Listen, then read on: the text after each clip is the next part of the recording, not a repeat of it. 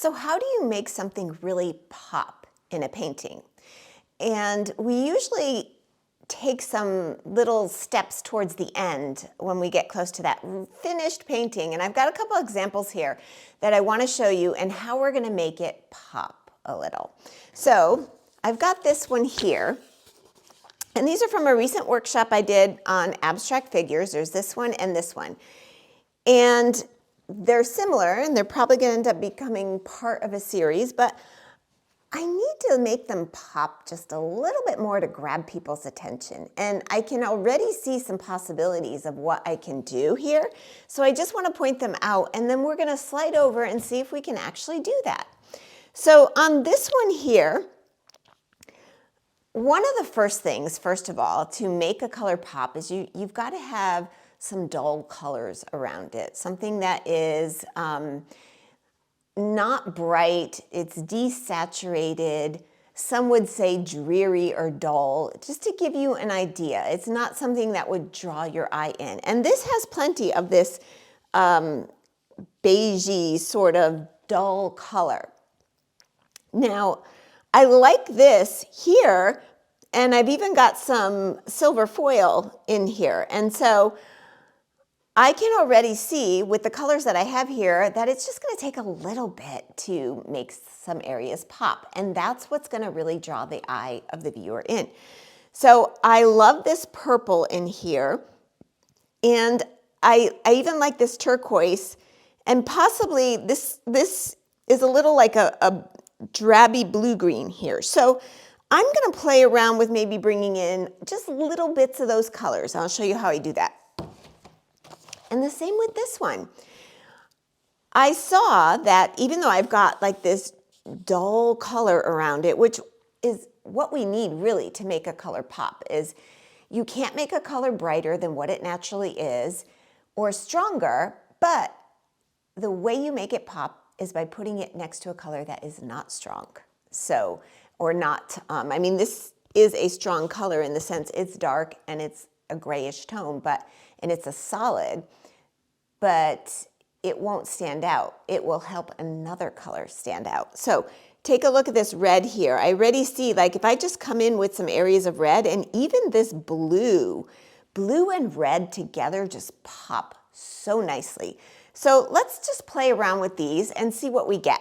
All right, let me slide on over. So let's just take a look, and I'm going to start by just grabbing butcher paper that already had some paint on it, and I'm going to take my red, which is the Cad Red Light. There's nothing special. I want to just highlight that. And you see how I'm not putting it in all the spots, right? I'm not covering the entire thing. I want irregularity. And this is the color, but there's nothing special about this, so it's not like you have to use this color. And I'm just going to take this and start pressing it. And this is in my top 10 tools list. And you could see already some of the highlights that are coming out, right? Let's just try some here. I can always wipe away what I don't like. See, like, I don't want to get paint all over this little area. So I'm just going to take my wipe and wipe it off. Because at the end, if I don't like it, I could always cover something specifically, but I don't want to get it there yet because I do like this shiny. It draws the eye in. And let me just take my brush now. Even though this is opaque paint, I'm putting such thin layers on that I might have to go over certain areas again because it comes across as transparent being so thin. So just keep that in mind. And let's try. I do like, let's see. Let me see if I could just.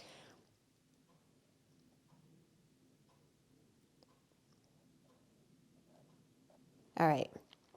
So definitely already I see that as just popping, right? And I've got some of the turquoise, which is my favorite here. It's just a Utrecht turquoise mixed with white paint. Blue and red, you can see they work together so well. And it's not the exact shade, that's fine. This one's a little darker. I may come in later and just lighten it. But I know that red and blue work really well as far as highlighting each other. So I'm putting it in specific spots that I know it's going to pop a little bit more. Let's see. Let's try a little bit. Just curious. I might have to smudge and just bring in some more later, but I'm hiding some of these sharp corners that I don't necessarily want. Don't mind some of them, but I don't want everything to be like I cut and paste. It's supposed to be interwoven in between. And now I'm going to take actually my brayer. I just kind of want to see what happens. It's not going to be hugely dramatic because there's not a ton of paint, but sometimes I get a couple of areas where I really like the spread of what happens. Okay, and that's not bad. Maybe what I'll do is take some of this.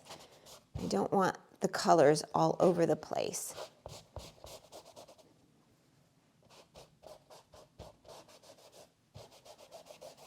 I really do like that dullness of the color. And so just smudging it over here,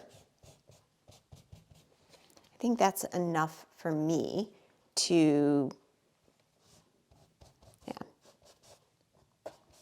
And you get the idea. All right, and so this is getting really close to what I would want. So what I might do is also bring in a little bit of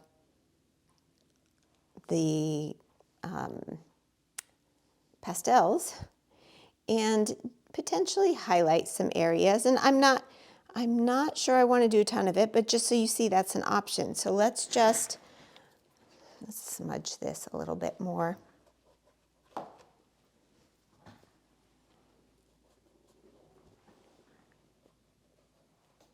And there. That's, all right. So take a look. This is one of them right here. And already you can see the steps that it's starting to pop. And all I have to do now is let it dry, come back in, evaluate, and maybe highlight one more section. So let's just really quickly do this one because it's a great one to see as well. All right, so sliding over here, I think what I'm going to do is start with, now I want to highlight this color and this color. And so these happen to be some pastels, my oil pastels. And so that is this Sennelier. It's a beautiful purple. And this also, I love their pastels, but it's more of that turquoise. So I think it's going to pop in a different way, but you can see I'm just highlighting over the areas that are already there because they work. And I mean, look at that. It really does make your eye go to those areas. And maybe I bring some in here. And then I'm just going to go over some of the sections that had that color already because I liked where it was placed. And I just want to play around with it. I don't want it super planned. Just little bits. I'm going to dance around different sections because even though they're not super strong in that area, it helps to bring the cohesiveness. So it's just, oh, these are beautiful. All right. And I think this one is just going to stay maybe a little bit down there. And that's it. So I like it. And you could see, if you just take a look here, it's minimal. Now, here's the thing that I could do with these pastels. If I don't like the lines, I could just come in with my finger and sort of smudge. And you see it sort of gives it a different effect. And if I want to later on, I could come back in and make it a little more intense and just let it dry. But look at these. And they're not completely finished, but you can see, okay, here's one. you can see what a little bit of pure color at the end does. Makes everything pop, and it makes the painting so much more interesting. So when you get to a composition that you really love, and you just don't want to change, or, just come in with a little bit of pure color in a few areas, and that usually does the trick.